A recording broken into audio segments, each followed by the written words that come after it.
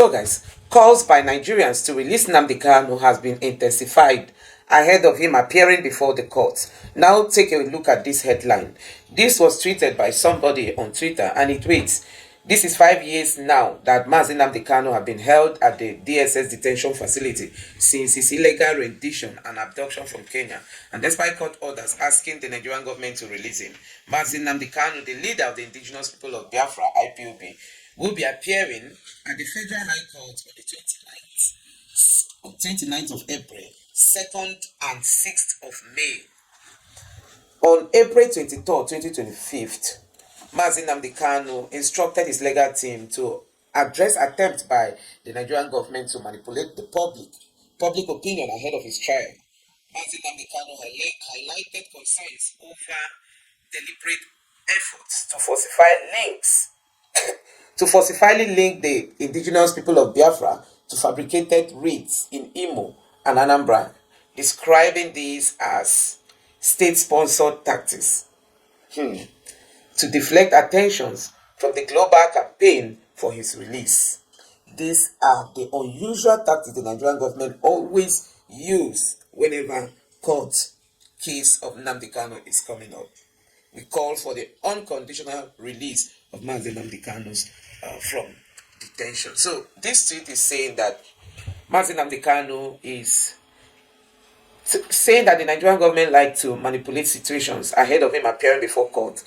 There will be some shady actions in the southeast, and then people will start calling IPOB, you know, that IPOB is bad, IPOB, meaning that before any time he wants to appear before court, there will be maybe some buying of people or some things that will start happening in the southeast, so that the name of IPOB will be in the news that they are bad, that they are attacking or they are buying, security agencies. So he's saying that the government is the one that has been sponsoring all these people so that they can ensure they keep him back in detention.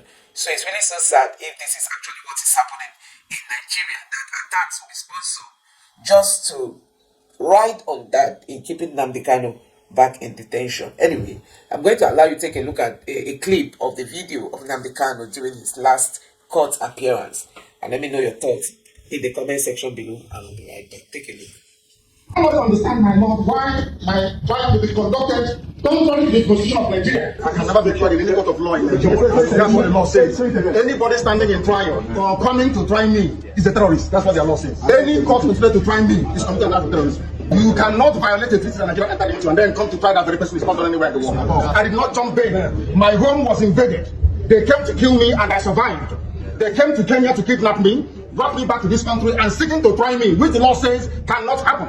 You cannot violate a treaty that Nigeria entered into and then hope to stand on that illegality to conduct a trial is not done anywhere in the world. Section 12 of the Constitution, what does it say? Any treaty ratified by Nigeria becomes law. It's law. You cannot change it. It doesn't matter what they do. All these shenanigans is just pure rubbish. You understand? Not with me. So guys, you have seen it. Like the tweet I read before now is saying that Mazi Nnamdi Kanu got intelligence that there will be state-sponsored attacks against some of the places in the southeast, so that the Nigerian government can see reasons to keep him back in detention. And he's saying that anytime he wants to appear before the court, there will be all these attacks and some strange things that will suddenly begin to happen. These are the things they use so that him appearing in court and all the bad news that will be out there about the IPOB, it will not make people and international organizations to say, okay, they should keep him back in jail. So it's a tactics they use anytime he's appearing before the court. There will be state-sponsored, attacks in the southeast, so that they will start saying IPOB is bad, and they use that opportunity to keep him back in jail. Honestly, if this is real, then it calls for worry, that you are holding somebody and you don't want to release him, and because you don't have reasons on why you are holding him, then you go sponsor attacks, and then you use that attacks to justify you holding him back in jail. I think it calls for worry. And that's why, people are just saying that the whole system has collapsed in Nigeria. Because you can't trust the judiciary, you can't trust the security agencies, you can't trust anybody. And it calls for worry. And that's why when Peter Obi was campaigning, he said he's going to start building strong institutions in Nigeria that people can trust. Not today when you talk of going to court because you don't have somebody, it will never be in your favor. Anyway, let me know what you think about all this in the comment section below. Please don't forget to subscribe to the channel, turn on the notification bell. Please give this video a like so that YouTube can recommend it to others, and drop your thoughts in the comment section below. Thank you.